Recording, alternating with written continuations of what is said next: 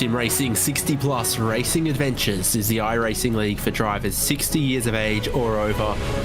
It's going long, it's going strong, and they've now got multiple different cars, formats and leagues going on almost every day of the week, sometimes multiple time slots throughout the days of the week. But one of their longest running is the Junior Single Seater from Formula 3 and Star Mazda. It's now in the Super Formula Light, and they're racing tonight here at the Hockenheim ring.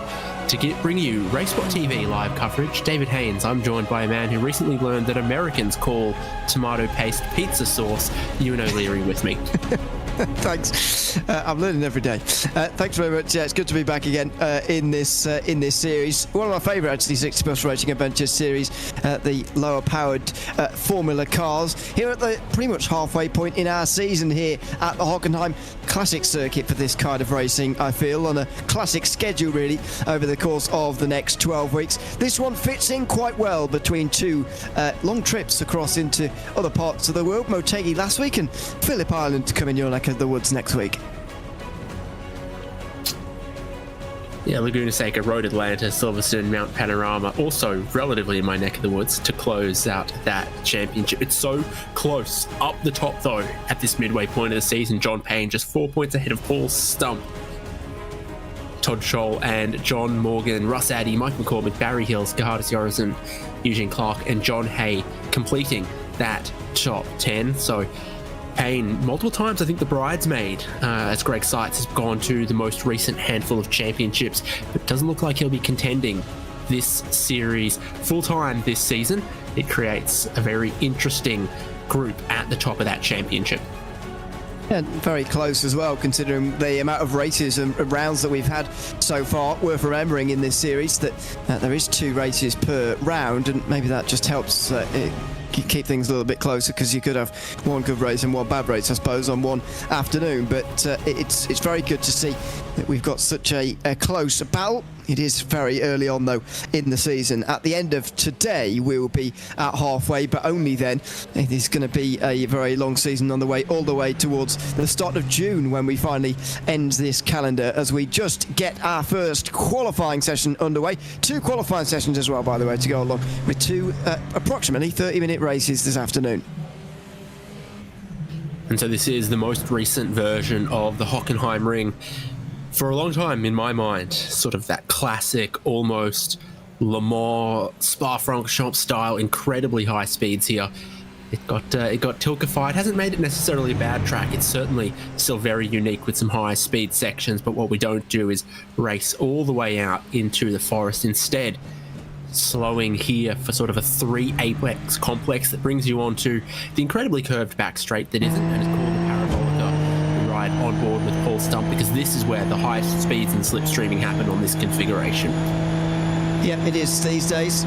Tried to keep the character of the previous circuit as much as possible, but there was nothing ever quite going to replace that previous long run into the forest. This is the best we've got now, though. This long run down is towards the hairpin. It's going to be the scene of the action in towards the opening laps of this race. Indeed, the opening lap, singular, because it's a very, very tight hairpin indeed. Then the next straight, which is effectively just interrupted by turn 7 there in front of the Mercedes grandstand. You're on the brakes for turn 8 pretty quickly. Trying to keep this as smooth as possible, really, although the corners themselves look a bit jagged. Just try and keep the steering smooth as possible, and then get into the final sector. This is the part that has been like this for quite some time in the world of the Hockenheim ring, and it's still as challenging as ever. The banked second last corner, if you want to put it that way, the Sats curve through at turn 12. Then these final 2 turns, which really, again, you've got to just make into one. Trying to keep a maintained steering lock there for Paul Stump, but he does that rather well. Up towards the line now. Where is he going to be? You'd imagine towards the front, and he is indeed. He'll go second, just in behind Roberto Castellano. So as is typical, it's 2 flying laps from this session for the drivers. Catalano's up top with the first flying lap in the books. Now everyone's going to look to super attack. Todd Scholl's gone to 6th and nearly eaten a fair bit of the curb on the exit there on turn 1, which can be a challenge. Greg Garris goes to 3rd place. His teammate, there's a couple of teammates that will spot throughout the racing. Garris is further around the lap, having just gone through the Parabolica and Spitzkehrer hairpin. So he certainly looking to improve again on this lap, just attack all the margins a little more, build a little bit more of that tyre temperature that takes a while to get into what I believe are Kumo tyres. Oh, well, I've never heard of them before. There's another thing I've never heard of. So there you go. But not a pizza topping. No, exactly, no. That'd be even more stuck if it was. Through the so that's curve, turn 12. Like the livery, I've got to say, for Greg Garris. Looking very good here in the sort of greenish, yellowy Brawn GP liveries, along with the white and so on, out of the final corner and on the way towards the start-finish line again. What is the time going to be? It's very close to pole, but not quite for Garris. He is 27 thousandths away. Yeah, John Morgan briefly jumped ahead of him, and then Greg Garris's time stuck and sent him up to second. Garris, in that second place. McCormick went to sixth, now drops back down into seventh. Ragnar Wisloff is sixth with his first lap, goes across the line. Gerhardus Jorgensen slotted into second. Ragnar Wisloff slots into the pole position with still yet more times to come. Todd Scholl working his way back up to third. What you're seeing is that the tyre evolution lap 1 to lap 2 is really significant for these cars. Yeah, tight warm-up phase, very, very significant, and that means I think that Wisloff is going to go even quicker. If I'm not mistaken, he's got another lap to go yet, unless I've looked at that wrongly. He's still 3 attempts ahead of the rest of the field. Gerhardus Jorgensen certainly does have another lap to go, although that wasn't a great line through the hairpin that time around. Just went a little bit wide. What you really want to do there is a late-ish apex, especially when you're running on your own and there's no worries about anyone diving down your inside. Late-ish apex, because the run from that hairpin down into this braking zone at turn 8 is actually quite long in these relatively low-powered machines, so Jorgensen's going to have lost a little bit of time through that section there, but as you said, the second lap time is always a lot quicker, so he may be able to improve on his own lap time at least anyway. The track limits proving perhaps a difficult challenge for Gerhardus Jorgensen, as he also then ran a little bit wide through the right hander coming into the stadium, dipping his tyres into some of the gravel there. Runoff's mostly paved as he gets into a little bit of the drag strip. It's all track limits everywhere for Gerhardus Jorgensen. Tell me this lap isn't going to count. He goes across the line. And I think it doesn't. Yeah, I'm not sure if it counted or not, but it was certainly slower than his previous one anyway. So that would be 4th place and 8 for Jorgensen. Will it be down to the 3rd row though after John Payne is finished? Very much on the rear brakes there, just sliding the car in a little bit there through turn 12, but not overreacting and overcorrecting, just instead controlling the slide nicely for these final couple of corners. Gets caught up a little bit on that curve on the left-hand side, but he's okay. Now out of the final corner and on the way towards the line. This is going to be decent from Payne. It could be 2nd or 3rd. Let's see, it is front row for John Payne. That's great, and you can see how tightly contested it is between 2nd, 3rd, 4th there. Ragnar Wisloff has 3/10 on all of them though. 3/10 from 2nd place takes you down to 8th. So what Wisloff has over Payne is what separates 2nd from about 8th position on the grid. This looks like it's going to be some good racing from these drivers, these cars in 60-plus racing adventures, Super Formula Light at the Hockenheim ring. There's just a few drivers left with no qualifying times. We're looking at Barry Hills, who's got one. Richard Coulom's obviously been out on track and then back to pits. Jan-Erik Skrefsrud with no time yet. So we saw Jorgensen, the other half of Anglo-Dutch racing, give much less respect to the track limits there than Barry Hills, the Anglo half of Anglo-Dutch racing, is giving respect to the track limits. I always like a team name that writes their name on the rear wing, very clear for us to see. That's very helpful. And you're not going to miss Comic Sans. Yeah, exactly, yeah. And you're not going to miss those liveries anyway. Over the line, it's not quite as quick for Barry Hills this time. So a rather bizarre thing, actually, between the two of them. They both obviously did their second lap as everybody else did, but they're two of the only drivers. Now, some people also did this, but not many. They're certainly in the minority of drivers who actually went quicker on their first lap than they did on their second, and that's given Jorgensen and Hills 5th and 8th place to begin with. At the very least, there's still a minute left. We're looking at Russ Addy, the 111 full iRacing livery going on. He's having a bit of a wiggle there as he comes towards the Mercedes-Benz arena. And the track is so wide here, and then feels like it narrows up. I think there's an access road underneath, just there, where suddenly the walls become super close, and then you have a little bit of street circuit vibes just for 50 meters there before you then pinch into the stadium here. Where again, the track gets a little bit narrower than it is in the more modern parts of this Grand Prix layout. This is the classic bit. Certainly still an exciting bit of race track. Yeah, on to the start finish straight, 30.9. Is that any quicker? Maybe. No, maybe not. 10th place for Rusadi as Barry Hills continues on for the end of another lap. Surely he's out laps now as he makes his way over the line. Barry Hills is going to do a 31.3, so that's slower again that time around for Hills, but just getting himself up to speed, ready for the race. 13 drivers then with times to be set, and hopefully 15 starting this race in a few moments' time. I love that giant bottle of oil. Such a unique feature to the Hockenheim ring here. And that's out of touch, out of time, out of qualifying, done for race 1. Ragnar Wisloff on the pole alongside the championship leader, John Payne. Roberto Catalano's been an exciting driver to watch the last couple of seasons from Club Italy. And then Todd Scholl, Gerhardus Jorrison, Greg Garris. You can see the 2 Braun GP liveries there. Then Paul Stump here in 7th. Barry Hills in 8th. John Morgan 9th, alongside his teammate, Russ Addy. There you go. Mike McCormick in 11th, with Pete Thomas coming up into 12th place. Drivers without qualifying times are going to be behind JC Hay, who qualifies 13th. Coulomb went out on track for sure. You're not sure if Jano Skrefsrud did, so the two of them will be sorted by iRacing. Just as the session expired, you actually saw those two swap, because neither of them had set a valid time, and then it went to the tiebreaker. Yeah, so hopefully we'll get everybody onto the grid here, and 15 of them underway, but it's going to be, by the looks of things, at least 13 of them are on the front. There are the front contenders now pulling away for the start of a slightly shortened formation lap here.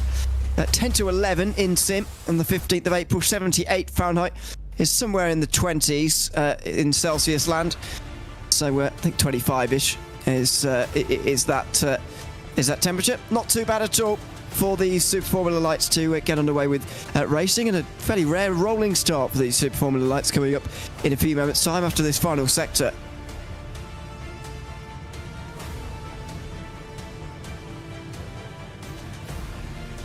Kumho Tire was founded in South Korea in 1960 by Park In-chon.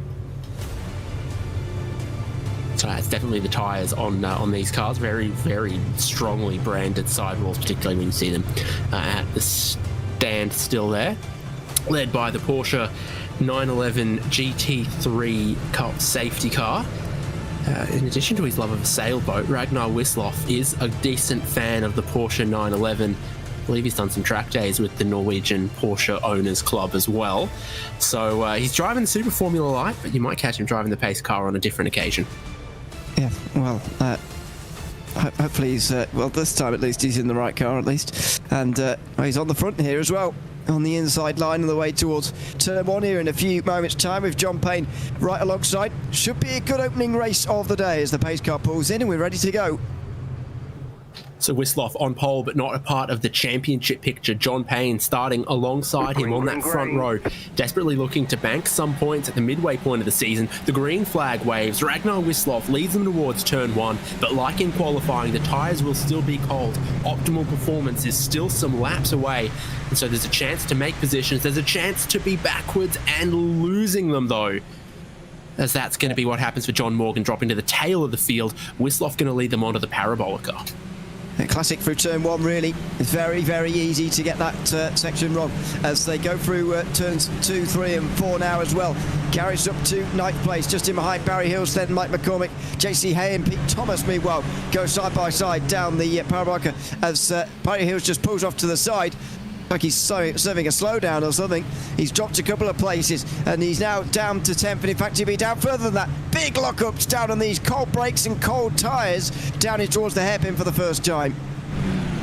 Absolutely massive lock up there. Lucky to not clean anyone up, and you've still got Barry Hills dropping backwards. JC Hay lost a little bit of time on this opening lap as well. I wonder if there's a technical problem here for Barry Hills as well, like he's only getting half throttle or something.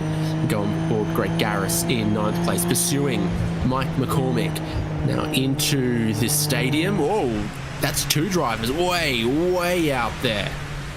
Yeah, Jorrison and Addy both off the road through turn 11, the Mobil 1 curve. So it looks to me anyway like one of them would have got off, whoever was in front of the other, and then the other just followed in the same wheel tracks. Almost a bit of tunnel vision there maybe as they go through turn 11. Maybe they just had 2 entirely separate incidents and happened to land in the same gravel trap. But let's have a look at through some of the stuff from lap 1. That's contact with Barry Hills, who maybe has got some damage. That might be why he's going so slowly. Maybe he's got some rear right damage.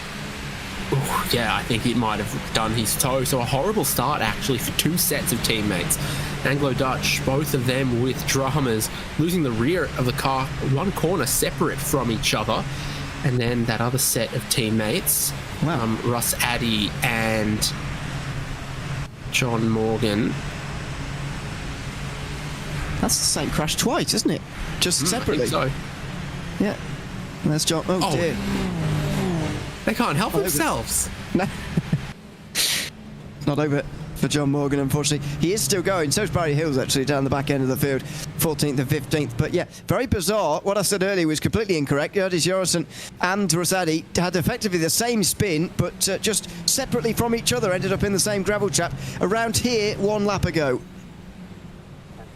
Yeah, a lot of copied homework happening at the Hockenheim ring on that opening lap. Ragnar Wisloff still leading at half a second from John Payne, who might be able to use the slipstream cleverly here. They've dropped Roberto Catalano a little bit, but he still remains in 3rd place, not too far away from the lead, about a second clear on Todd Scholl. You can see your top 4 here on the front straight, and then suddenly there's a little bit of space to Paul Stump, our other driver in championship contention, just 4 points behind John Payne as we went into this round. So Stump in 5th, still on the road. John Payne still in 2nd on the road. They've got a bit to play out across these 19 laps. Still plenty of time to go here in this race, roughly half an hour. These races here tonight. Gus Jorrison has gone back to pit lane, towed back unfortunately, so he is down to 15th, and Rosadi is into the pit lane as well to join him. So that is, as you say, 2 sets of teammates having a very difficult start to the race, but Wisloff has got off to a much better start ahead of John Payne. This is how Jorrison ended up in there for the 2nd time. Was he touched there or not? It was a side-by-side battle with Jan-Erik Skersrud and also Richard Cullum as well. Now, well, I think, maybe I've got that wrong, but he was certainly touched there, Jorrison, straight into the wall. Bit of a yikes indeed. In a couple of times, a couple of places for that double pairing of teammates. This is up front, John Payne dropped a couple tenths further back off Ragnar Wisloff. It was about half a second here a lap ago. Now it's 7 tenths, so a little bit more space happening. You're going to see the fastest lap of the race sort of continue to get reset for a little bit here potentially as the continuing laps build tyre temperature and a little bit more confidence for our leaders. Skrefsrud 10th, Coulomb in 11th. For a moment I was almost seeing late 90s Stewart F1 in Jan-Erik Skrefsrud. Maybe I was just thinking Jan Magnussen. Yeah, I could see it a little bit. I'm not sure VRS was around in those days, though, to be fair. That might be a newer invention than the Stewart F1 team, but I can see it, yeah. He's currently running in 10th place, just ahead of Richard Cullum, and I'm not sure what his livery is an homage to, but certainly quicker out of the first real corners, the first braking zone anyway, on this circuit as they go down the parabolica now and straight through Richard Cullum here. Looks like Skrefsrud is just rather letting his rival through there on the inside line, and Richard Cullum goes through. That wasn't too difficult in the end on the way down in towards the hairpin.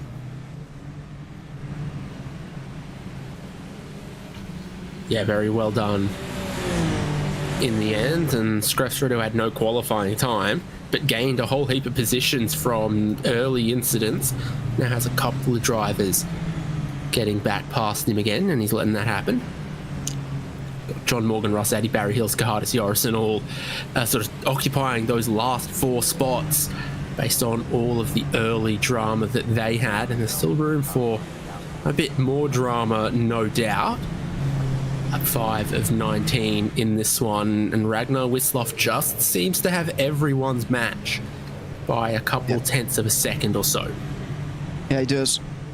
Just looking fairly comfortable up towards the front at the moment, and when you are in the lead in this situation, you do almost feel more at one with the car than you do in the midfield. Always feels like you could do a little bit more, could push a little bit extra, but Wisloff doesn't feel like he has to push any more at the moment. He can just feel his way around. He looks very comfortable out there at the moment, and after 4 laps of the 19, he's shown that he's probably the quickest in the field. Now, he's got to continue to manage that, of course, over the rest of the race. The gap is less than a second to John Payne.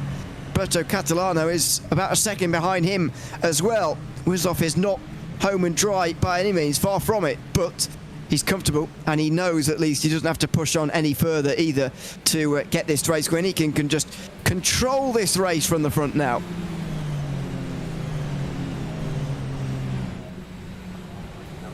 Turning into the stadium again, banked through this left-hander just subtly, a way that makes it a challenging corner but doesn't make it incredibly high speed. Then you've got the drag strip out there, some nasty sausage curbs to be careful of. Normally in Germany, the sausages are far friendlier. Yeah, unfortunately around here it's very spiteful, these sausage curbs, especially in open wheel cars. Really don't like them at all, these stiff suspension and so on. Very much not fans of it, but so far mostly we've seen people staying away from them, and Wisloff for the first time now can boast a 1.1 second lead, a gap of over 1 second in the race so far.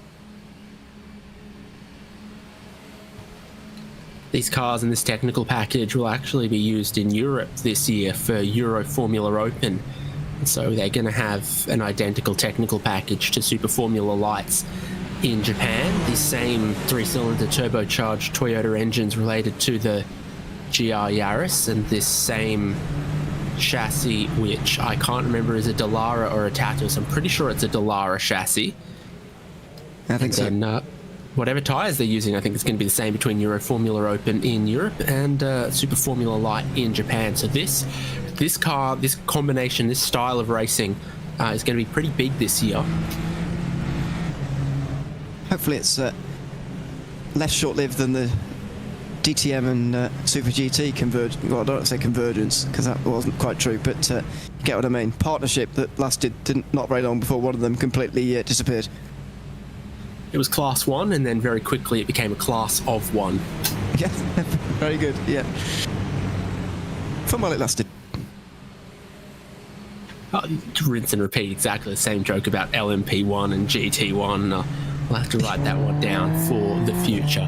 He's on board with Catalano in third, who's finding his marks a little bit here, and you can tell how clearly he's just trying to follow those in front. By the timing column, he's gaining just a tiny bit on them, but you want to be closer if you're going to get much more slipstream than that.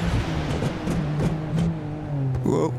Oh no, sorry. The brakes on these cars are so good. I thought he'd gone miles too late there, but no, they're just very good brakes, and he was able to stop absolutely where he should have done there. And very light, these cars, and let's say very good brakes, and get stopped very quickly, even down in towards the biggest braking zone on the circuit. That does mean it's a bit of a problem for overtaking, because normally long braking zones promote racing, but the amount of slipstream that you get in these cars, even at a circuit like Hockenheim, which doesn't offer loads of it, it does make the racing a little bit better. The fact that these cars spend so long on straights, and therefore spend a lot of time drafting off of one another as well. Catalano is just a little bit too far away though to really experience the full slipstream for the moment.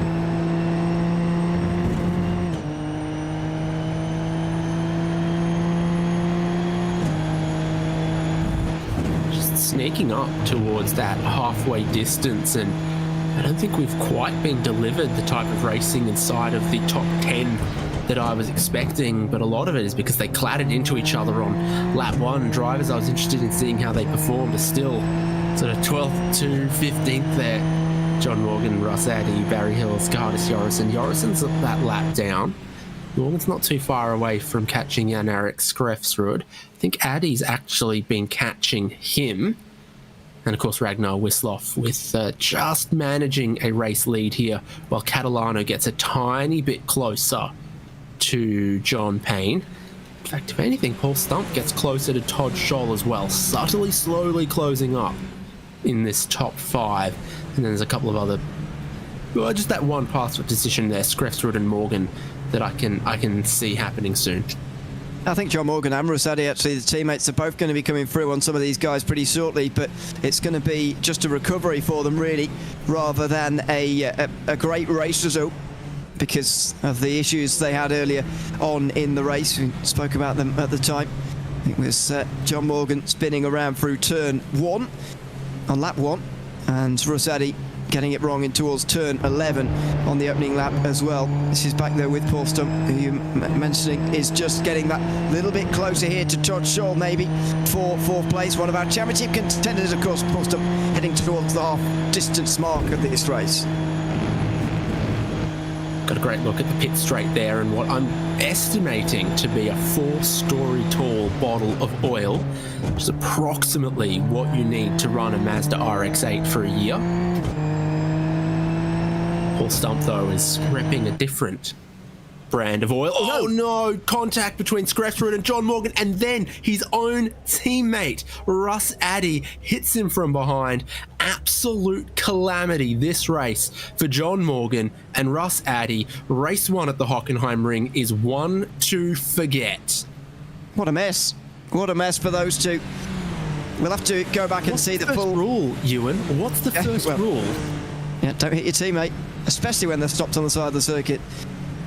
I think that's a clause in there. Maybe I've just invented it, but it's, yeah, the first rule of racing, as you say. Unfortunately, they've just broken it. Rossetti and John Morgan now both back to pit lane. Jan-Erik Skrefsrud is as well, but they're all going to lose 2 places at least to Barry Hills and Gerdis Jurison, and they may lose some more to each other as Rossetti actually exits the pit lane before Jurison gets there. It's nevertheless a one to forget, as you called it, for that team.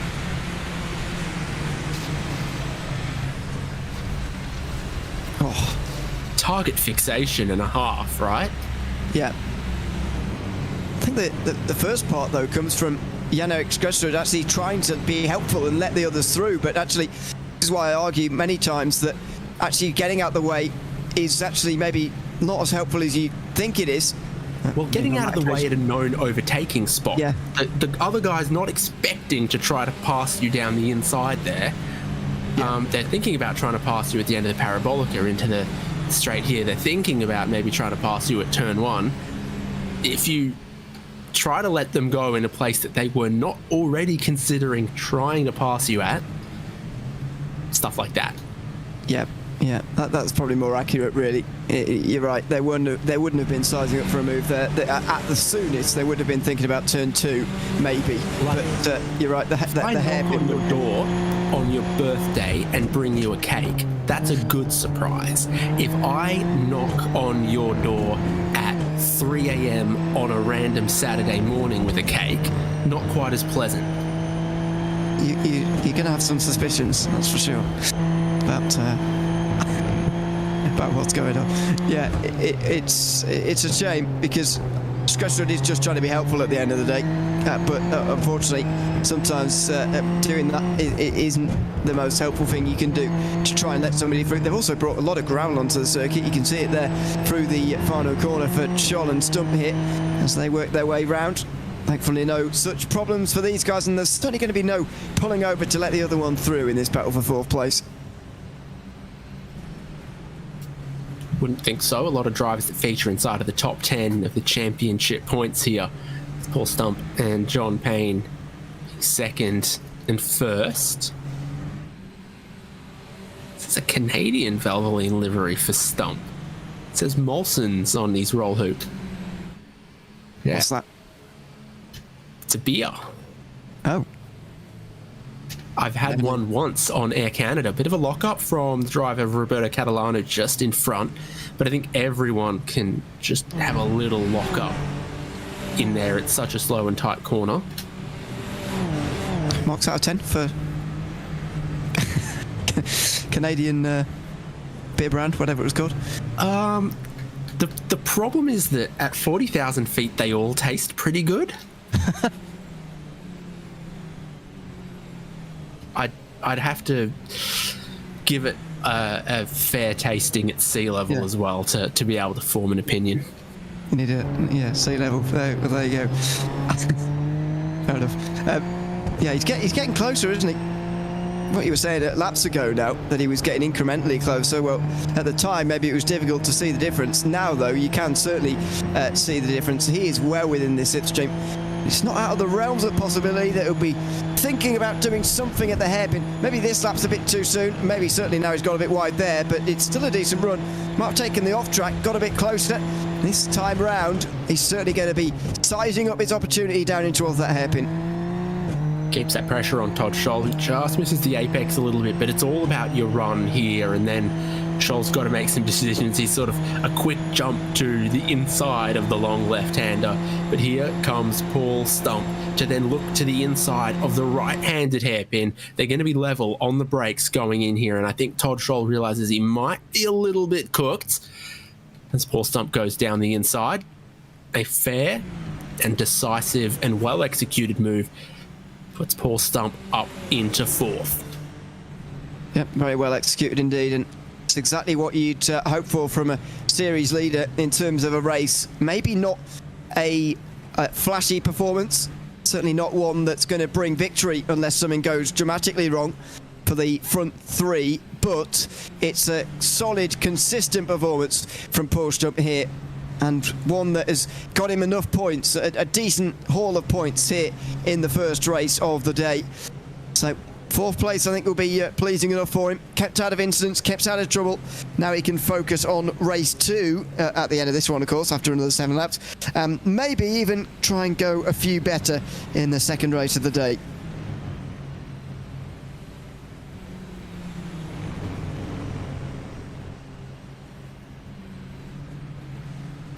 Reading some facts about the Hockenheim ring here. You know that the southern grandstand is called South Grandstand and the northern grandstand is called North Grandstand. So they've got that all figured out here in Germany. Very inventive of them to go with that. One of the most recent great bit of German knowledge is that, you know, the English word helipad, very simple, descriptive, a place to land a helicopter. Helipad, 7 letters. The German word is Hubschrauberlandeplatz. Is that even more explicitly? Helicopters must always land here, or something like that? Yeah, so they just, you know, there can be no ambiguity when 7 letters won't suffice. You've got to use sort of 25. Fantastic.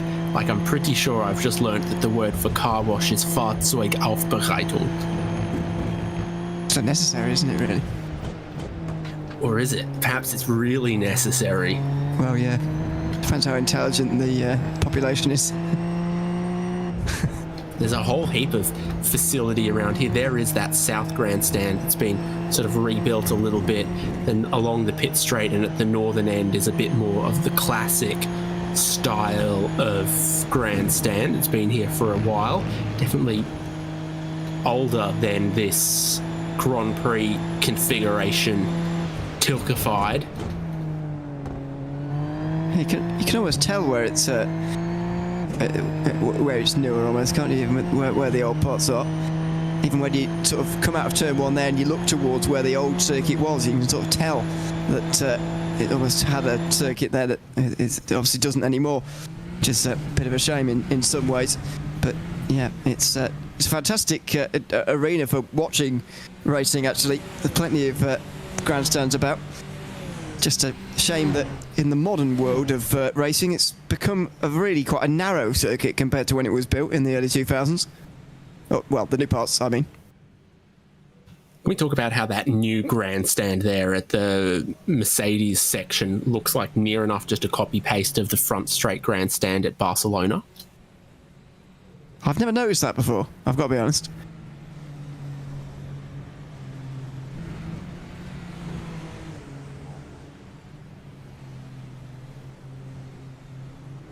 Never studied the two closely enough to realise that they look similar.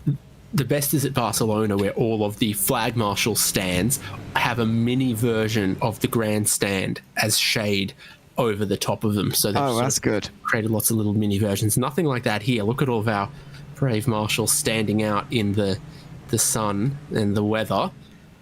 Getting towards the final stages of this one, John Payne back within a second here. We've seen that change for 4th and 5th, and maybe everyone's inspired to give it a bit more of a red hot go right now.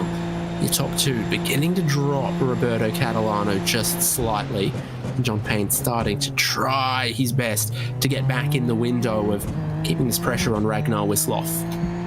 Yeah, you can tell that it is Payne who's making the difference right now as well, by the fact that he's actually extending the gap to Catalano as well as bringing it down to Wisloff. So this is a good drive at the moment from John Payne.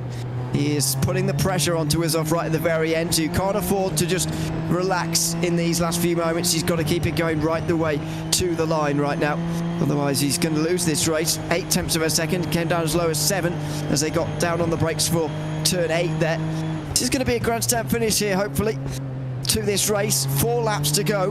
Payne has got to start putting the pressure on soon here, and he has done, because otherwise he is going to run out of laps to make this pass effectively before the line. Also got a rallycross layout inside of the final sector here at Hockenheim Ring, which is also potentially stolen from Barcelona. Something to think about, the comparisons between these two circuits. Beginning lap 16, just 7 tenths.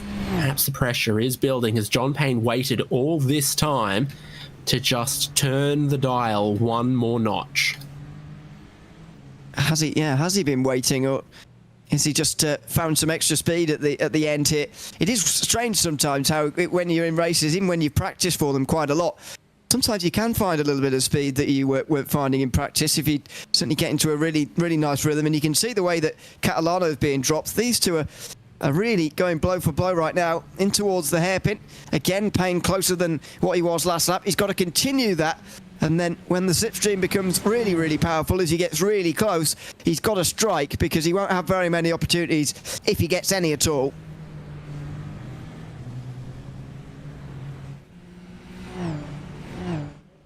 It's just about the closest two cars on track. Coolum may be catching JC Hay for 9th in these final stages, but other than that, you're hoping, you've got your fingers crossed for the sake of entertainment and good racing that John Payne can make a go of this, keep some pressure on Ragnar Wisloff, and that maybe Payne, the championship leader, has saved a little trick up his sleeve. It's going to be 3 more laps here. Yeah, and again, hit the gap as they go over the line. The smallest it has been all day. Just over 6 tenths of a second this time on the way towards turn 2. Neither of them can afford a mistake really at this stage in the race. It's a slightly better exit from Wisloff, but the slipstream will start to take effect for Payne. Watch the gap start to tumble from that 7 tenths of a second. It holds initially, and now it starts to come back down again on the way through the parabolica. A little bit in the grass there for Wisloff, but that's okay. Down on the brakes. Payne has got to be so much closer than that if he wants to do anything here, and that was a bit deep. The thing with the hairpin is sometimes, even if you go a bit deep, the angle of the corner remains the same, whereas if you're wide in a different type of corner, you actually make the angle tougher for yourself. So as long as you get traction, sometimes weird lines work through hairpins. You see that a lot at Suzuka from time to time. Keep an eye on that number, 7 tenths. John Payne does not seem to be able to get much closer. He's tiny hit of a lock-up from Ragnar Wisloff, but we're seeing that sort of consistently when you're trailing a bit of brake going into some of these corners, that a little bit of an inside lock-up just happens on these open wheelers and doesn't necessarily mean a massive mistake or time loss. Yeah, it's going to be one to keep an eye on just for the end of this race, as we also keep an eye on the battle for ninth place between JC Hay and Richard Cullum through the right-hander now, and a little bit of a weave around on the way towards turn 11. Cullum just putting the pressure on here any way that he can, getting in the mirrors any way that he can here on JC Hay, who is just up in front. Touches the curve slightly there through the left-hander, and now through the chicane, and another double right-hander before the end of this lap. It's been a good drive from Richard Cullum, who started, don't forget, right towards the back end of the field here. He's going to end with a pretty comfortable top 10 by the looks of this.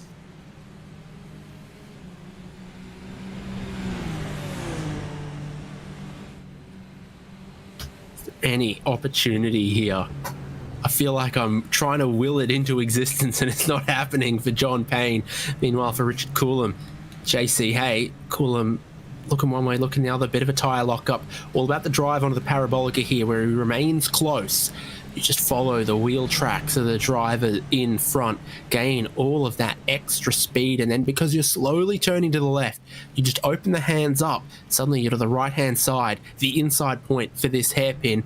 Super tight line for Cullum, who has to brake really early and take a super tight arc. And going around the outside there, JC Hay will remain in front. Cullum is looking just a little bit frustrated. The leaders begin the final lap. Ragnar Wisloff still keeping John Payne solidly planted in his mirrors, as he has done all so far in race 1. Yeah, Cullum is looking a little bit frustrated here on your screen right now. Again, he's going to have a look, but this time he is actually alongside by looks. I think it's turn 11, but he's broken too early.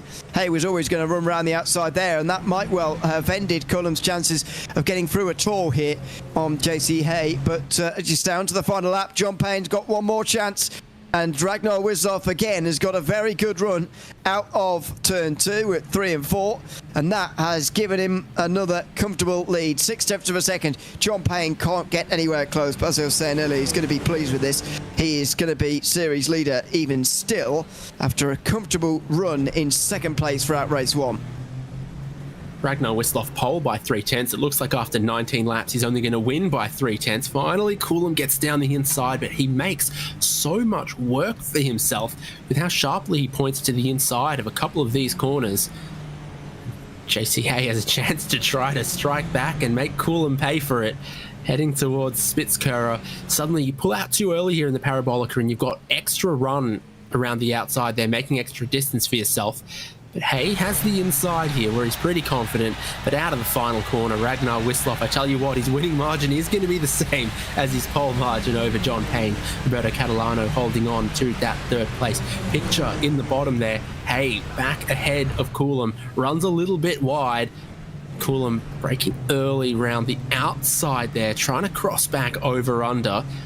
I think Cullum's got more clean air pace, but JC Hay just appears to have outboxed him here. Looks to have been able to hang on to this ninth place. Raced well, and Cullum, as you say, unfortunately with even better race pace, has not been able to get past, and he's pushing all he can now very wide through turn 12 as he's trying to get through again here, but he can't do it.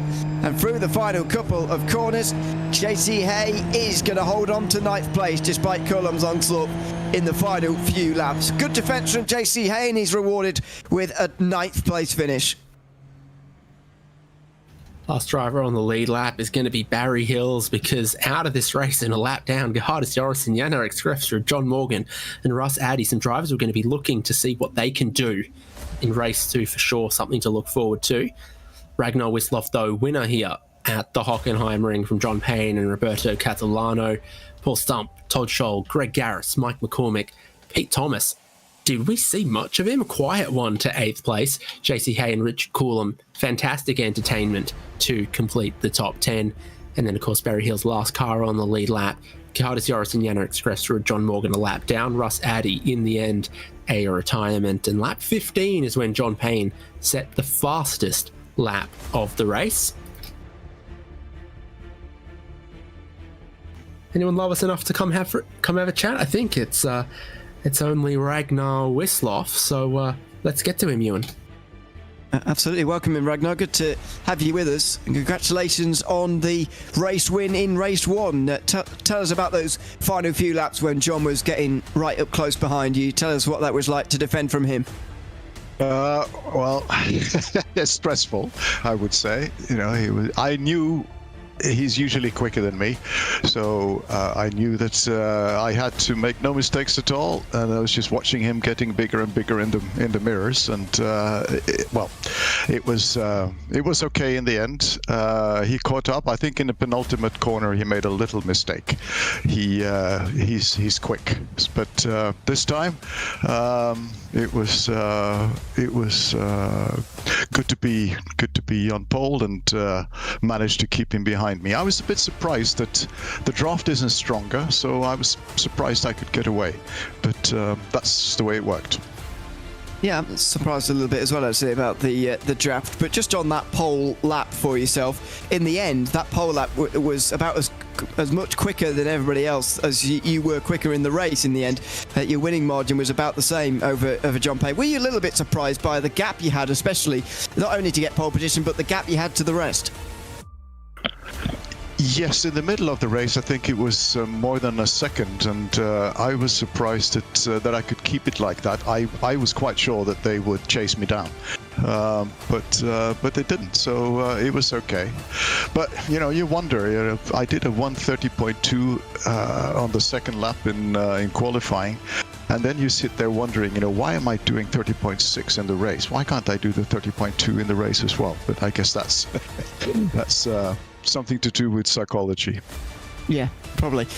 Congratulations on winning race one tonight, Ragnar, and hopefully we'll look forward to seeing you repeating in race number 2. We'll see. We'll certainly give it a try. Thank you. Absolutely. Thanks very much, Ragnar Wisdorf, the winner of race 1, David.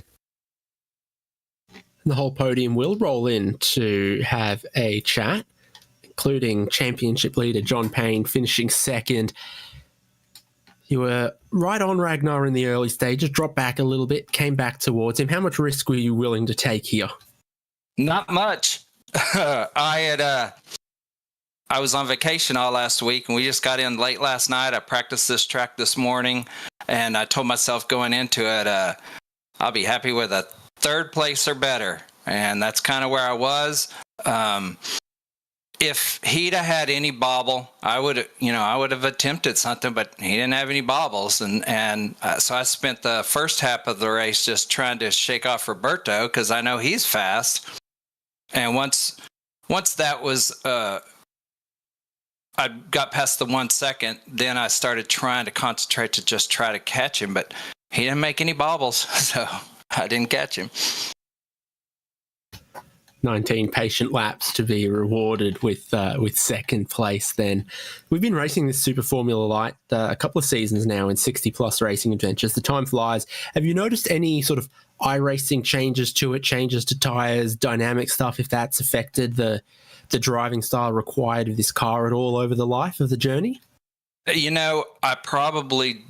drive it so much that if they did change something, I must have got used to it real quick, because to me, it's not different than it's ever been. Now, the slipstream was not in full effect here like I thought I remembered it.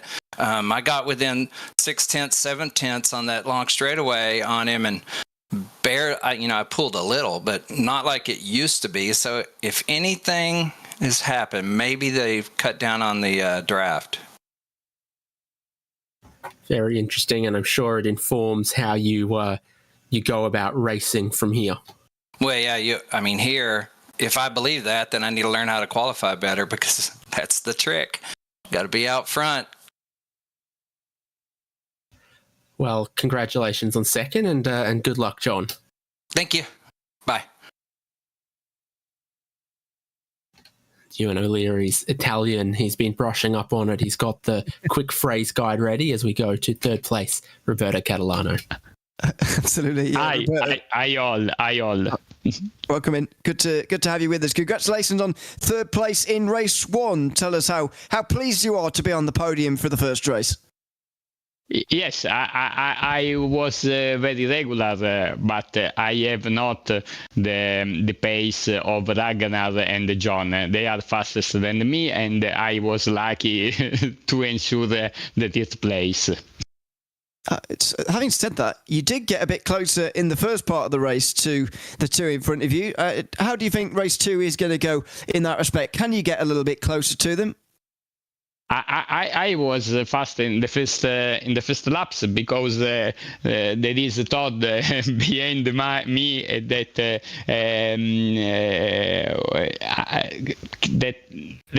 too much. Too fast, and because I was accelerate, but I think that John and Ragnar have a pace too fast for me. I think that. Well, hopefully we'll see you getting close to them again in race 2. We will see. But for now, congratulations on finishing on the podium in race 1. And thanks for coming to chat to us afterwards as well. Thank you.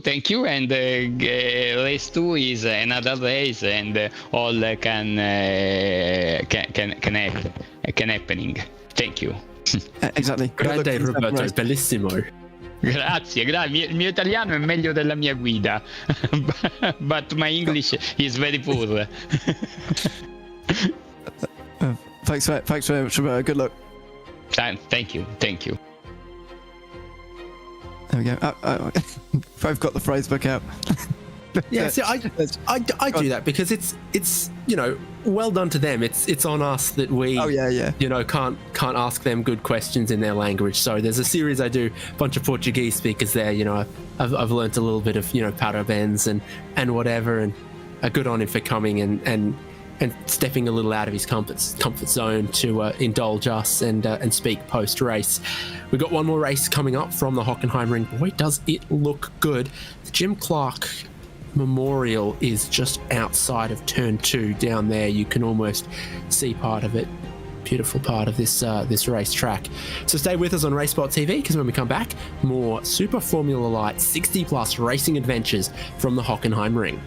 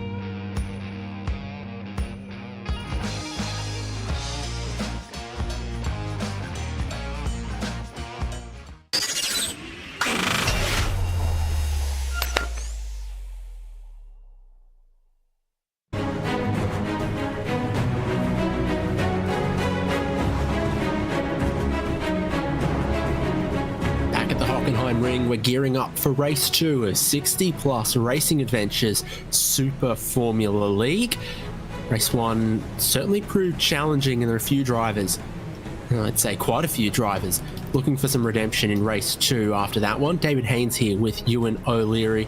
Ewan, we're going to be looking for maybe less collisions. There's the Jim Clark Memorial on the outside of turn 2, the Denkmal. Yeah, and setting into another qualifying session, it's going to be another interesting race. I got the feeling rather from Ragnar Wisnov in that last race that he was sort of surprised he was, never mind in the lead in the first place, certainly to win the race at the end as well. So interesting to see what happens here, because John Payne is going to be, I would argue, favourite for this one. Don't forget that your best result only from one particular evening counts, and so that means this race could result in a win for Payne and effectively a points gain on everybody else. But if he has a worse result, then second place is the worst he's going to get from tonight, which he'll be pretty pleased with. So this is some pretty serious tyre preparation for John Payne. Some pretty serious tyre Aufbereitung. Sorry, I'm a little on myself with that one.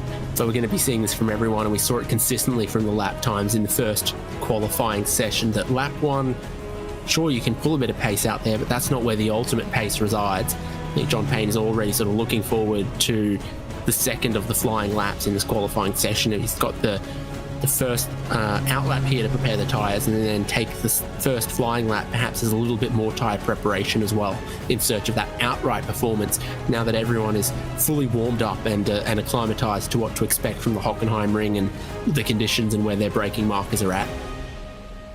Yeah, you get the feeling that this second race is going to be a little bit more of a less voyage of discovery for all these drivers, as Payne goes pretty wide there. Be surprised if he avoided an off track from that, and maybe this qualifying session is all going to be riding on this second lap. Then we'll see what John Payne can do in that second lap, but pressure's going to be really on here. It's only a short session rather. You've got to get your qualifying lap in without too many problems. One other thing noting, by the way, Tom Desholm seems to have arrived in the meantime in the middle of these 2 races, so we might even get 16 for this second race. It's a flying lap now for John Payne, first of the 2 that he's going to get. Certainly be interesting by the end of this first set of flying laps to see where everyone stands and where improvement might come in the second sector, in the second lap. I don't think I see John Payne pushing this one especially ferociously to the limits just now, and that's probably for the best. We saw Gerhardus Jorgensen definitely invalidate a lap or 2 across his qualifying as well, and there's a few places where if you really, really push it to the limit, you'll run yourself into some troubles, particularly through the final corner here, and also that right-hander coming into the stadium complex where the track really narrows up.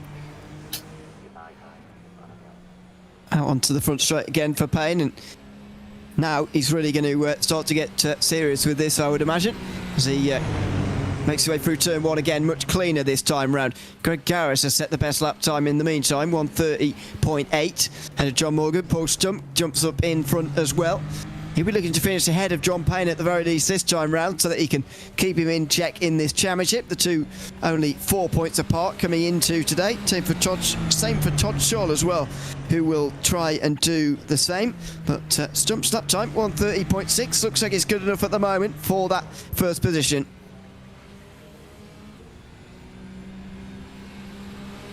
Roberto Catalano in second at the moment now, onto his second flying lap. So you've got times from 7 drivers right now, already pretty close once again.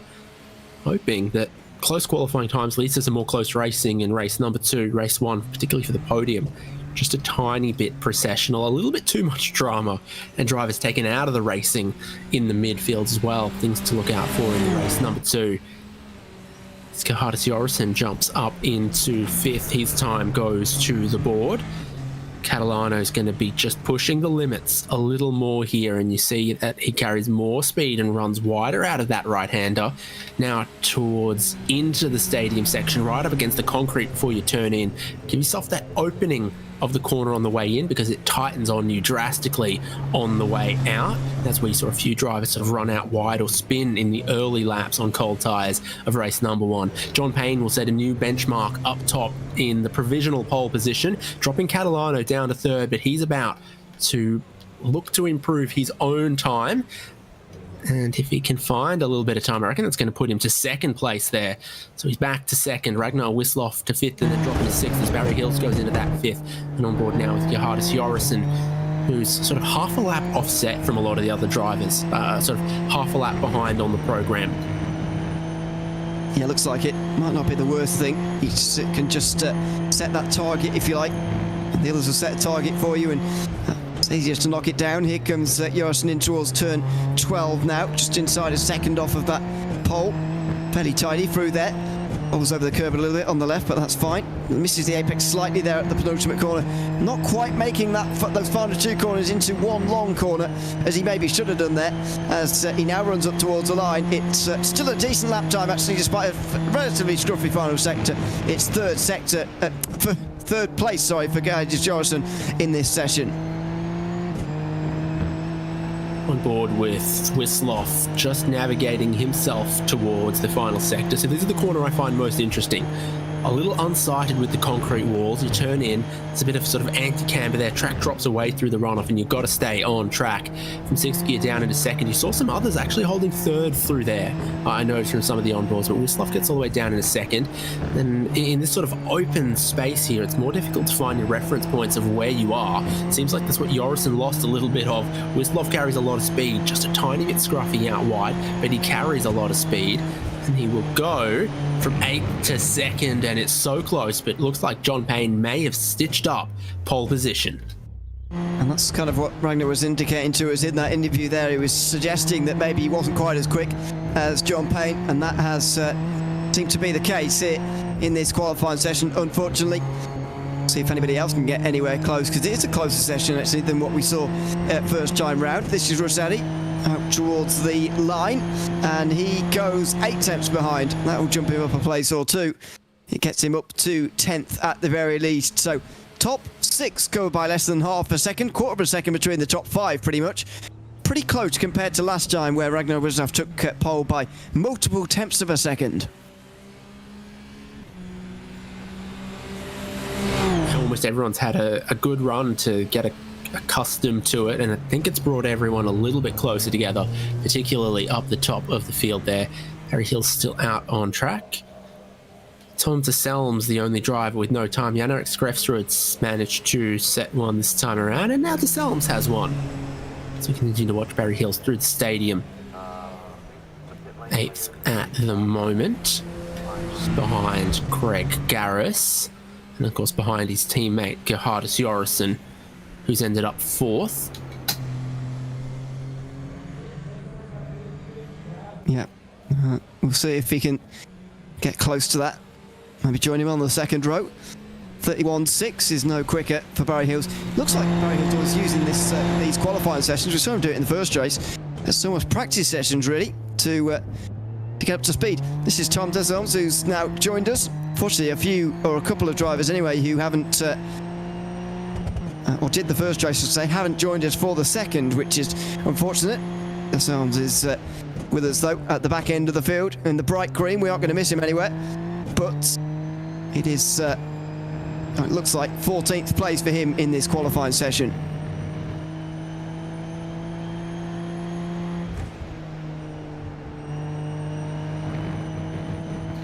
Yeah, so on board, he doesn't go up to 6th gear before the hairpin, and he does go down to 2nd gear.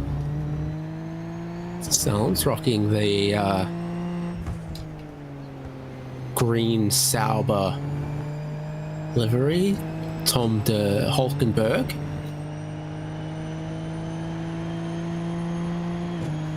A bit of time left on the clock. And maybe he's run out of laps actually.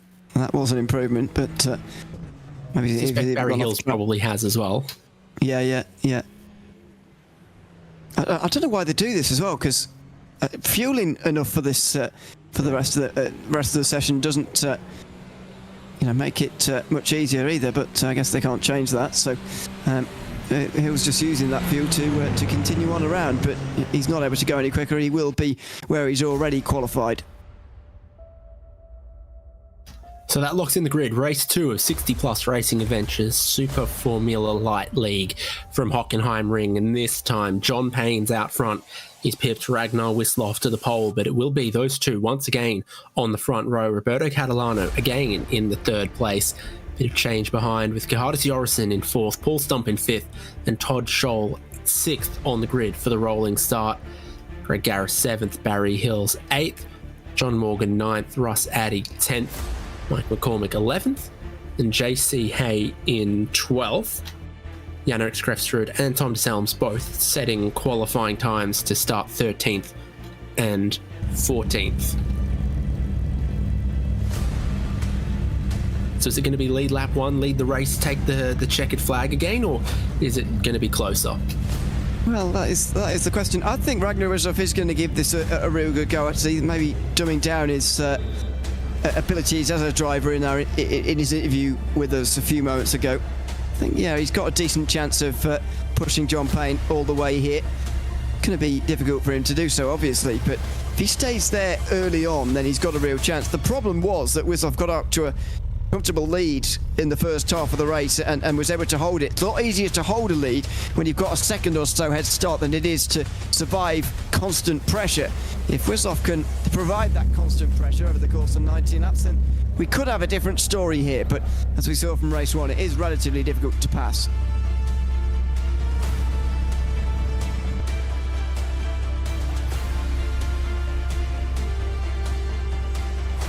There's Catalano.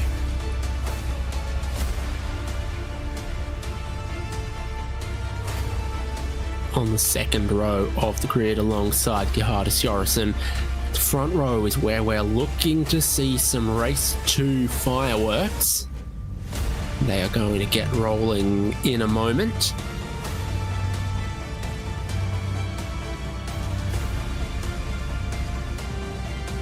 That moment is right now. So pulling away our field of Super Formula Lights. It is a Dallara chassis that is quite related to the previous generation of F3 cars, but instead of naturally aspirated 4-cylinder, they have a turbocharged 3-cylinder from Toyota. Because of that, they have a conventional roll hoop air intake and not that classic F3 side pod intake odd little thing. That's I quite like the odd little intake on the side. I don't know why, because conventionally it does look a bit weird, but I quite like it. But none of that here, as you say. And it is such a little bit of a different car and different platform in so many other ways as well. It's lower formula racing though. Go on. You see the same chassis with 2 different engines in it and the intake pods on the opposite side. Sort of the Japanese engines versus the German engines sort of things. The Mercedes and the Volkswagen had the intake on the same side, whereas the sort of Honda, Toyota, other ones had the intake on the opposite side. It was an odd little thing. Pace car is in, and this time the front row is John Payne, leading them very slowly out of the final corner. Green flag, Should get that green flag shortly to get another 19-lap race underway. Perhaps trying to play a little bit of game to give Roberto Catalano the opportunity to try to attack Ragnar Wisloff and let John Payne off the hook and onto this race start. It's going to be cold ties for everyone.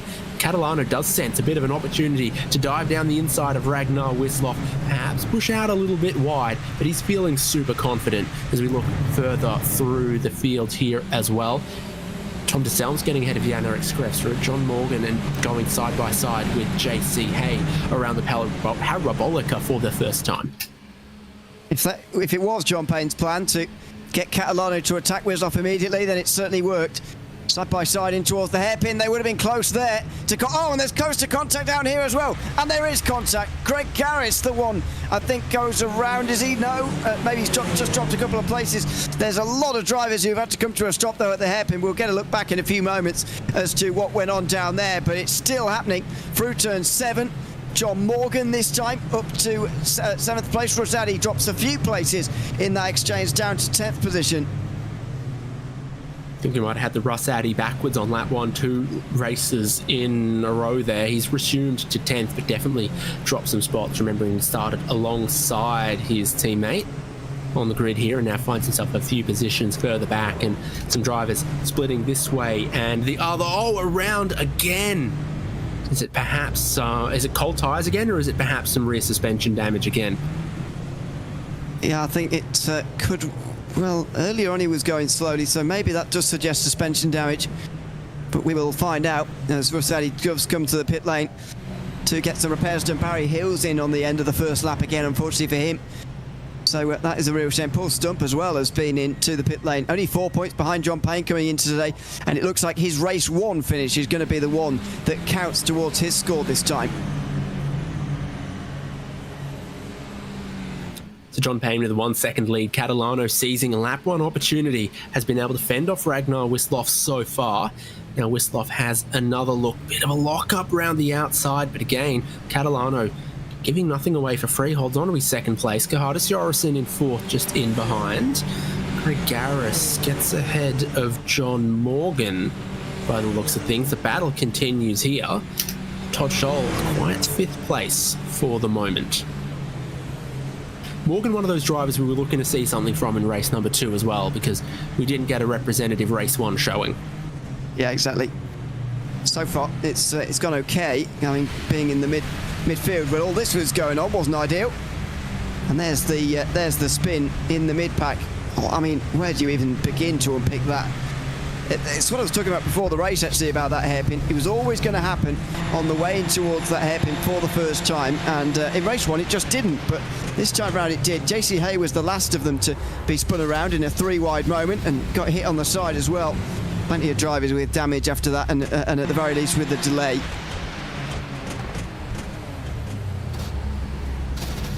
Oh, that's a bit ugly there as well for those drivers. And then Barry Hills looped it around while we were focused on Russ Addy, so he also gets in with just a little too much enthusiasm. Or in fact, he does it first, and I think Russ Addy follows it. Do I have the timeline on this right or wrong? I think you got it right. I think that's the smoke from Hills on the right-hand side, and Addy goes and joins. So did Russ Addy spin just in front of Jorgensen last time, and this time he spun just in behind Hills? I got that right? That's very bizarre if it's the case. It's certainly 2 drivers from that same team having synchronised but unrelated spins for the 2nd race in a row. I'm getting deja vu all over again, that's for sure.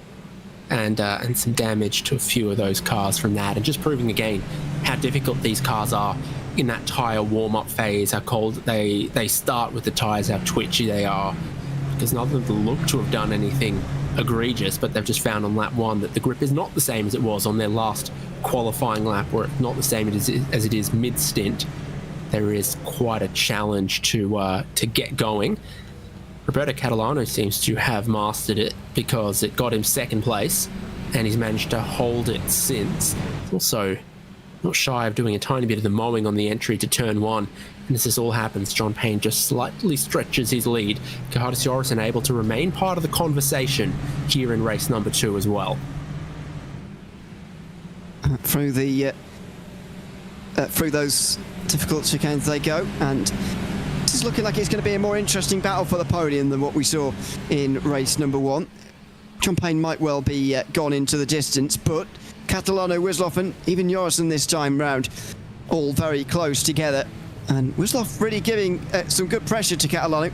Just as I was saying with Wisloff's comments in between the 2 races, same goes for Catalano really. I think he's got more speed than he's given himself credit for as well. He's absolutely hanging with Ragnar Wisloff very well right now, and with Jorgensen as well, who's up there in 4th.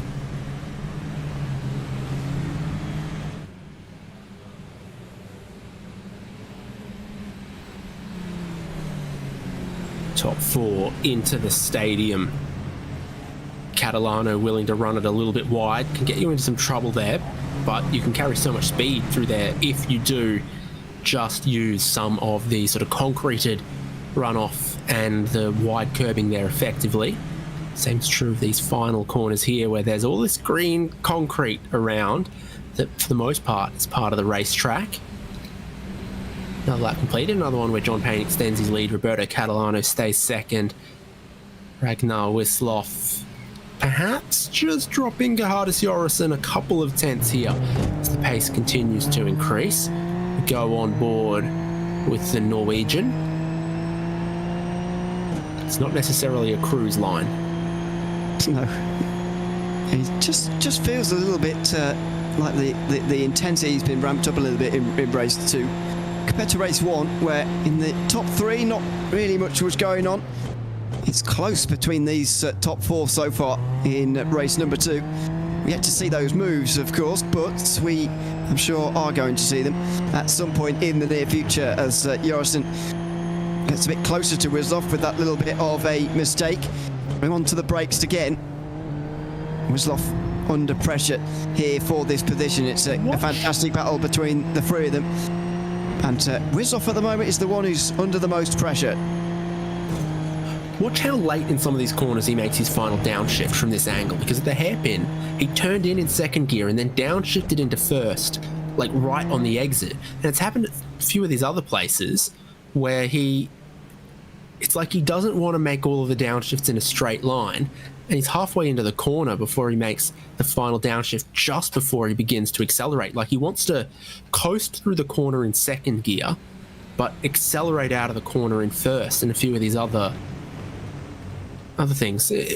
The gear choice is interesting and very deliberate. A little bit bizarre in some ways. I think normally you'd want to try and use maybe I've not driven a Super Formula Light, but in a normal situation, because sometimes in open wheels it can be different. In a normal situation, you want to sort of almost shift down as early as you possibly can without blowing the engine up, using a lot of engine braking, especially in a straight line. Want to try and use that as much as possible, but Wisloff deciding that that's not what he wants to use particularly. Instead, going for a different strategy on that as we go aboard with Jorgensen here, having a much better second race. The pressure is on him, don't forget, Jorgensen. With race 1 going so badly, he's got to make this one count, and at the moment he's getting a 4th place finish. The trouble will come when he starts to battle for 3rd. He won't want to risk his car entirely to try and get this podium, knowing how it could go wrong and what that would mean for him as well. So here's the onboard. Like we said, he's using 6th gear here in the stadium when some others were staying in 5th. So upshifting early in some places. Here we are 4th through, and then holding 4th gear there.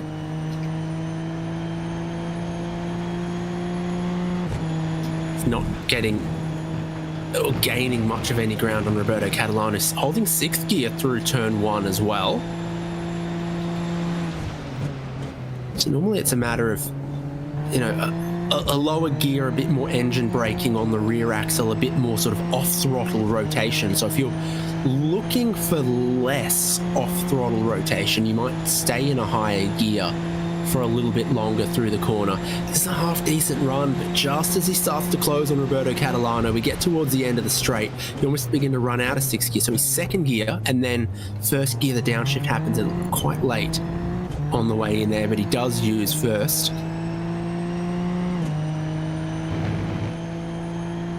And then it was his left hand here, I was seeing it as well. So like a late downshift into 2nd gear. So definitely happens after he's already turned into the corner that the downshift into 2nd gear goes. Perhaps these could do with a tiny bit more, tiny bit taller gears as well. If you're holding 6th gear through turn 1 and hitting the rev limiter in the parabolica. Oop.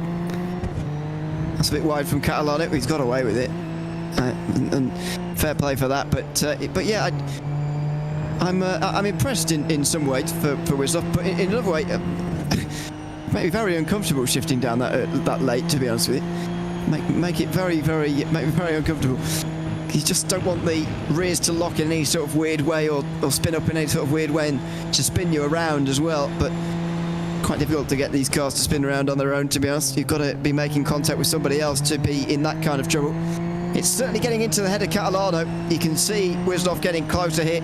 You can see him applying the pressure. And Roberto Catalano is maybe even going to have to go defensive down to the hairpin this time. Wislov's thinking, but he doesn't want to be reckless, and so he clearly just lifts out of the throttle a tiny bit. Rosati, after that pit stop, moving back through the field, so he's back ahead of Barry Hills and just passing Tom DeSelms. McCormick still in the pit lane. Barry Hills also passes Tom DeSelms there. Wislov within 4/10 of Catalano, and again, I think about what we heard after race one, or even the drivers are thinking, yeah, I thought there'd be a bit more passing and a bit more slipstream than there is. Yeah, kind of in agreement, really. Oh, it's a bit of a lock-up again from Catalano. Just struggling through turn 12 for whatever reason, but if there is going to be a corner where you're struggling to grab the apex, then that might be one of them if you were forced to choose. It's not really going to provide your rival with a chance at overtaking in the next few moments, which is the real positive for Catalano in that situation. Post up, meanwhile, finds its way past Jano Skrestrud in 8th place. So a lot of those earlier spins are being untangled now, if you like, with faster drivers coming past slower ones based on qualifying.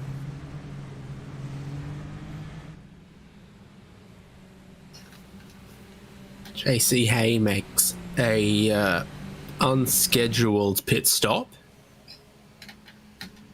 And Ragnar Wislov not quite as close as he's been on previous occasions to Roberto Catalano, heading into the hairpin here.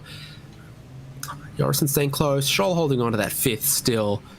Greg Garris in 6th. This race, compared to race 1, though, okay, it's a little more disappointing for Paul Stump, and it's more encouraging for John Payne. So what was a super close championship fight heading into this will open just a tiny bit if race 2 finishes like this, and based on what we saw from race 1 as well. Yeah, I think that's absolutely correct. Just one of those circuits, by the looks of things, that John Payne is able to go just fundamentally faster around, to be honest, than his rivals are, and especially when you consider that there are other contenders, well, not contenders for the title, but other people in the race who have generally been in between Payne and his championship rivals as well. It's just going to increase the points gain as well for John Payne. Looks like he's going to extend his rather narrow championship lead, hitting halfway. But the fact we are nearly at the halfway stage, and coming in here, there was only 4 points between the first 2 and 11 points between the first 3. It's a very positive outlook for the race, or the season rather, and the future races, because there are still 6 more rounds to go of this, and to have it so close after so long is a good thing.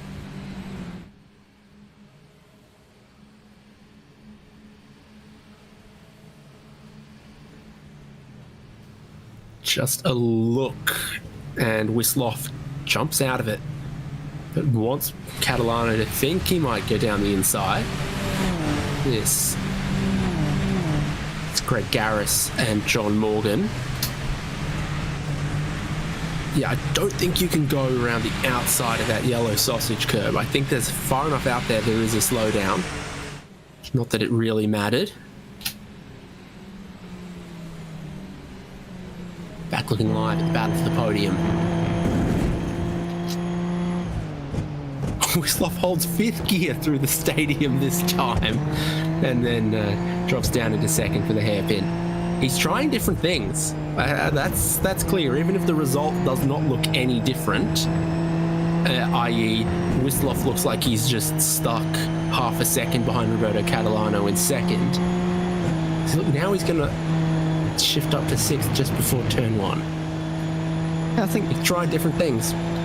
Yeah, and I think that is not unusual, actually. Well, that's not unusual, but not incomprehensible when you're looking at a car like this with what looks to me, anyway, again, I haven't driven this car, but what looks to me to be incredibly short gears, especially at the bottom of the range.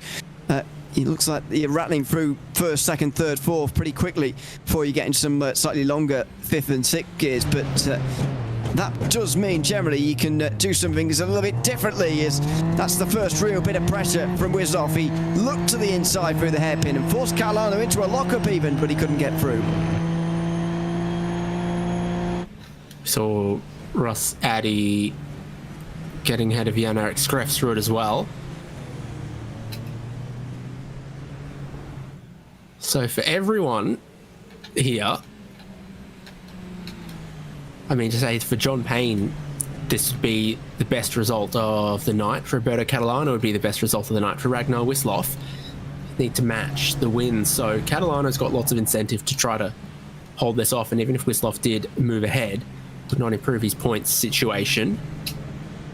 Well, John Payne just paces the both of them out front by that margin of 1.7 seconds.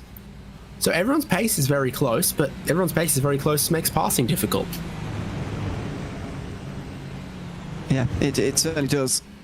We saw that in race one, and we're seeing it again here, although I think the prospects for passing coming up later on are perhaps higher than what we saw in race one, where it was clear that Payne was never really going to get close enough to Wislov to make the move. The same is not true for Wislov the other way round, trying to pass Catalano, I don't think, into the slipstream. And once you get into that half-second region or less, slipstream does become a lot more powerful, a lot more like what people expect. Wislov to the inside, but it does the same thing as what he did last lap. He has a look, but then dives back in at the last moment, in the end not making the move. And if he does that too many times, he's going to have a problem, because Catalano is going to be expecting him to just back out of the move all the time, which is going to make overtaking in turn even more difficult.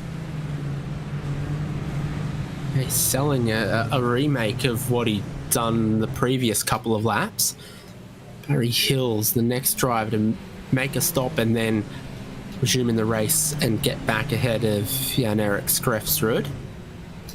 JC Hay looks to be out of this one, and I imagine Mike McCormick likewise. So it seems to be 12 cars out on track and running. John Payne takes his lead beyond 2 seconds from the battle Catalano, Wislov and Gerhardus Jorgensen. Here is Barry Hills, back into the top 10 recently.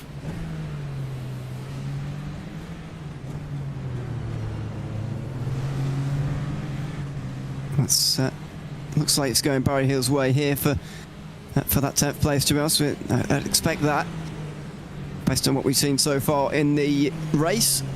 Other positions that might well change towards the end, well, I think it's difficult to see which other ones further down the field are going to change now. I think the positions are fairly well set, certainly for the championship contenders. Todd Shaw, I wouldn't imagine is going to catch Jorgensen here for 4th place. And I wouldn't have thought Paul Stump is going to catch John Morgan either, mainly because that's such a big gap now. So, going to be a good day for John Payne, who's still leading by 2 seconds, about 2/3 of the way through the race. And congratulations, you and O'Leary. You've been selected as the latest contestant on my game show, Which is English and Which is Dutch? So of Anglo-Dutch Racing's Gerhardus Jorgensen and Barry Hills, which one's the Englishman? I'm going to say Barry Hills, but you're going to tell me I'm surprised and it's not. No, you're correct there. Gerhardus Jorgensen is the Netherlander, and Barry Hills, potentially one of the most English-sounding names to have ever existed, is the English half of the team. If he had the last name Smith, that's the only way it could probably get more English, but other than that, well, I think right. I think Hills is even better, because that's another thing that the Netherlands doesn't have. That is true. Well, apart from the south, where they do have some minor sand dunes. Well, not sand dunes down in the north, but you know what I mean. Some very small lumps.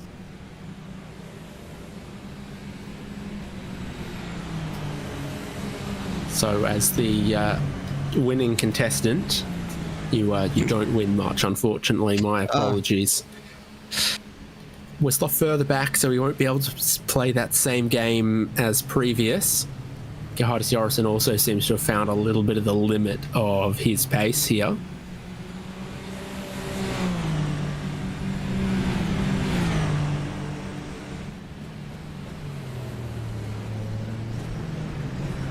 Looks like Same old story here, doesn't it, really? Lap 5, or 5 to go, rather, at the end of this.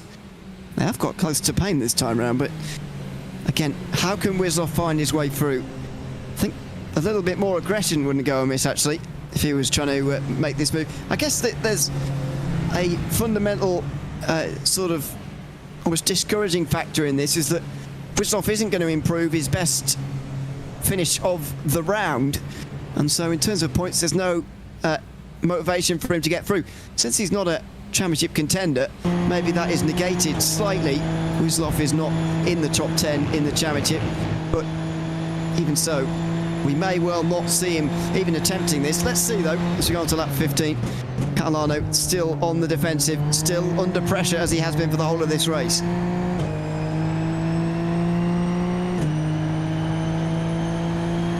Might be the gear ratios, honestly, because here we go to 6th gear. You've got heaps of the rev lights on. You're closing. Apparently closing enough. Ragnar Wisloff might finally, on lap 15, get the opportunity.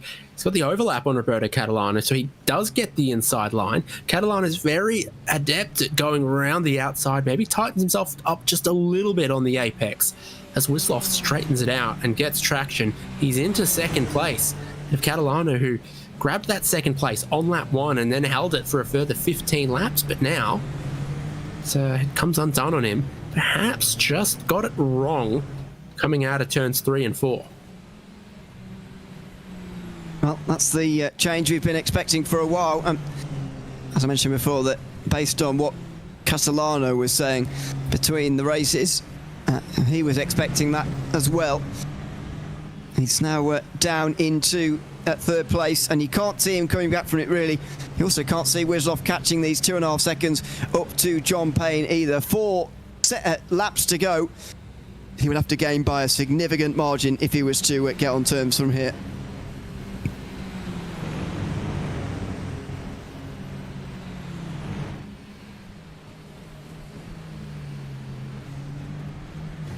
So then who's most improved race 1 to race 2? Is it Jorison and John Morgan?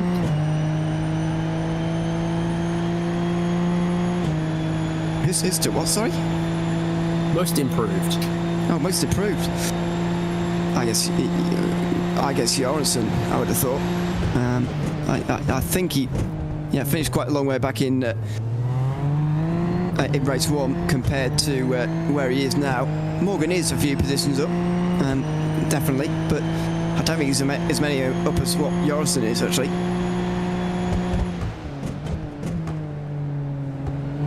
Watching Catalano make the final downshift before he turns into the corner, so it is a unique style that Ragnar Wisloff seems to have. He's right on board with Roberto Catalano. Didn't seem displeased at all with 3rd place in race 1, but he maybe thought he had an opportunity at 2nd place here in race 2.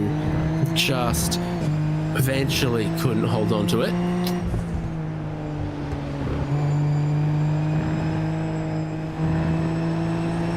It's very interesting to watch the different ways in which they operate here by going on board with Catalano as well. As you say, just 6th gear through turn 1 for the both of them. As I mentioned, quite short gears initially. As they now get on the brakes for turn 2, is Catalano close enough to pick up a slipstream? I would suggest that he's probably not going to even attempt one from back here, certainly not from this distance, and he might well run out of laps to do anything really here as well. Yeah, eventually back into 6th gear. Getting to top out the performance. Massive braking zone that it is there from 6th gear down to 1st gear. So they use all of them. Makes it better than any BMW GT car ever made. But they do, a few of them err a little on the short side.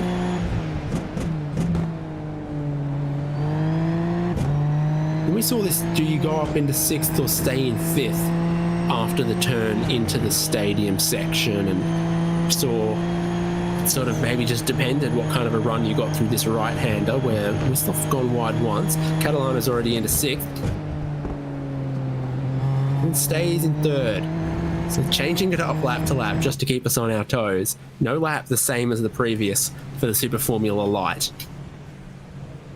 It's a lot of choice, and as you said, it does depend a little bit on what you run at the previous corner was. Racing isn't linear after all. Everything molds into one. It's all one big moving part, and Ragnar Wisloff is starting to close that margin to John Payne. Maybe not giving himself enough credit for his race one drive, because ever since he's got past it, he has started to bring in this margin again. It's worth saying that Payne is a couple of seconds in front with only a couple of laps to go, and that might mean he's just toning it back slightly, but even so, Wisloff showing maybe better pace than even he expected here in this race.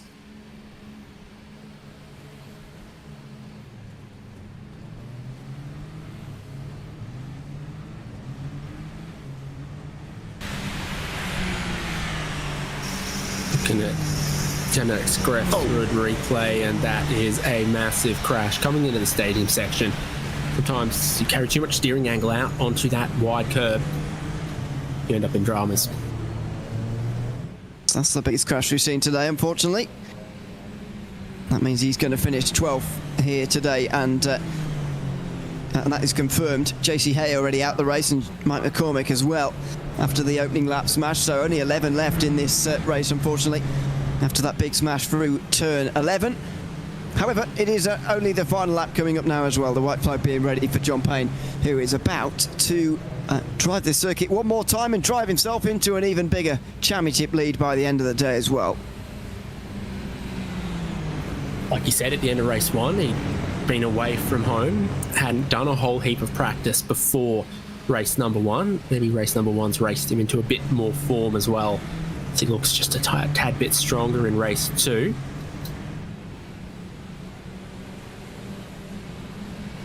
There's been no massive leading margins at any point across any of the races. Need maybe Monza length straights for the slipstream to do a little bit more and give us more overtaking opportunities, bizarrely. Maybe a slightly lower grip surface, something might have done it. For John Payne, it all comes back to the qualifying performance. It does rather. I think the biggest gap we've seen across the two races, by the way, was nearly 3 seconds when Wisloff passed Catalano. That's where he's brought this gap down from to about 1.5 compared to where it was earlier on. So impressive from John Payne. Not really under pressure at any point, seriously, in this second race, and he's going to go on to take a great race win for his championship lead. That is going to extend by some points by the end of the day. Could even as far as double over the others. We will wait and see as he comes out the final corner now. Yeah, for John Payne, this is exactly what the championship needed, to extend it with the win in race number 2. And a tidy one at that, leading all the way. He'll be well pleased with that as Wisloff and Catalano join him on the podium again. Curtis Yorrison there in 4th. Teammates Scholl and Garris 5th and 6th as John Morgan goes to 7th. Another tough one for Russ Addy. Tom DeSelms making an outing in race number 2. He's going to finish ahead of Jano Exkrester, JC Hay and Mike McCormick, so not bad. So we spoke perhaps in circles about how much race 1 sort of almost becomes practice for race 2. DeSelms didn't have that and still outperformed some of the drivers that did. And here's Tom DeSelms at the very end of the lead lap. The last driver actually to complete this race, by looks things. Didn't look like Jano Exkrester had actually got back going again after that crash, but Tom DeSelms is going to be the last one on the lead lap. And he's going to finish in 11th place for the driver who only appeared for this second race, but you only need 2 technically in this series over the line, and it is 11th at the end of the day for him. As his last to cross the checkered flag, it locks in results race 2 of 60 Plus Racing Adventures Super Formula Light from Hockenheim Ring. John Payne, the race leader, also takes the fastest lap, and he beats race 1's fastest lap as well. So he really gave it everything on that final lap to get into the 129s. Put him 2.1 seconds ahead of Ragnar Wisloff and Roberto Catalano. Curtis Yorrison, Todd Scholl, Greg Garris, John Morgan, Paul Stump, Russ Addy and Barry Hills as the top 10 again. And then just completing results, we saw Tom DeSelms, last car left on the lead lap after Jano Exkrefsrud had a clean one until right the end there when one of the off-camber curbs bit him at high speed at the stadium section. Retirements for JC Hay and Mike McCormick in race 2. We look to speak to the podium. It's the same 3 faces in a slightly different order this time. We'll Ewan go to our race winner. Yeah, John Payne, first of all, who's taken race 2 victory. Congratulations, John, on that win. Podium in race 1, of course, and we're able to chat to you. But what was different this time around that allowed you to take the win in race 2? The difference was I had a podium in race 1, so I could kind of let loose a little bit. And like I said in the previous interview, qualifying means so much here. I don't know if the draft is just all that anymore. So I jumped out, tried to get a gap, got a gap, and then watched Ragnar and Roberto start racing. And I was like, great, that's exactly what I want to see. And so I just managed that gap and tried to have no incident points to maximize my points. And then toward the end of the race, Paul got fast lap, which I had. And so I just kind of cooled my tires for a lap or 2, and then I just tried to dump on the last lap and without getting off track, and that worked. It's an interesting thing about this series, isn't it, that only your best result from the evening counts forward towards your point score. How much was that sort of a pressure relieved from you for race 2, and how different do you end up racing race 2 as a result of getting a good race 1 because of the format? Oh, I mean, for me, it's an immense burden off your back. If you get something you're happy with in race 1, then you can try to let loose a little, and you're not driving with the, oh God, I got to get a finish. I mean, you've already got the finish. So now you just see what you can do without the pressure. And I succumb to pressure real easy. So for me, it's good to just get out, get a gap, and stay out. Well, congratulations on doing that. It's easier said than done. So congratulations, I say. And thanks for chatting to us both times as well after both races. Thank you, guys. Thanks so much. John Payne, the race winner in race 2, extending his championship lead tonight, David. And Ragnar Wisloff had to fight for second. I mean, how many laps did you think I might be able to get Roberto here, and then it just had to wait? No, it was great fun. It was this is what I thought it was going to be like, staying quite close and then catching up. But he was so efficient in the braking zone into the hairpin. It was really, really hard. I showed myself a couple of times, but he was not phased at all. He just kept going and didn't even defend. He knew he was quicker. So, but it was a good fun race. You think maybe it's because he downshifts earlier in the braking zone and downshifts in a straight line rather than taking his last downshift when he's already turned into the corner? It could well be. I'm not sure. Just something we noticed during the race, and I'm okay. Overanalyzing it a little bit, Ragnar. Putting a bit too much mayonnaise on it. Yeah, no, I don't know, but I'm very happy. I mean, the last time we spoke, we didn't even speak because I ruined the race even before we got to the first corner. So I was trying to be a bit cleaner this time. I do know how to do it, but at that point, in that race, everything went wrong. So, but today it was clean. Yeah, 2 decent results across 2 races, and again, it looks like. If you'd had a couple more tenths in qualifying, it might have been back-to-back race wins. I think, looking at the lap time that John was putting in, knowing that, he's been away and he probably used the first race as a bit of a practice run, I think it would have been difficult to keep him behind. But, you never know. But we will never know now. Well, it's always great to check in with the Super Formula Light League of 60-plus racing adventures, and it looks like for the first time in maybe a couple of seasons there's a championship fight on between Paul Stump and John Payne. Okay, that might be. I'm not a contender at all in the championship, but I understand that John has been quite good. I think he's won just about all of the races, no? So I think he if I was going to put any money on somebody, I think it would be him. Well, enjoy the rest of the racing that you do, and we'll look forward to checking in again with 60 Plus Racing Adventures and RaceSpotTV later on. Thank you, David, and thank you for the production and for the commentary. Always a pleasure to speak with you, and it's an important part of the promotion for the league. So thank you very much. Second place, Ragnar Wisloff there. And Ewan O'Leary has spent the last 40 minutes practicing his Italian, so we get Roberto Catalano again. Thanks very much. Welcome in, Roberto, again. Good to have you with us. And third place again this time round. You said in your previous interview that you were not quite on the pace of Ragnar and John, but you managed to hold on to second place and hold off Ragnar for a long time in that race. How was race number 2? Thank you. I was second because Ragnar don't want to overtake me. But when he won't overtake, he overtake. John and Ragnar are fastest than me in today.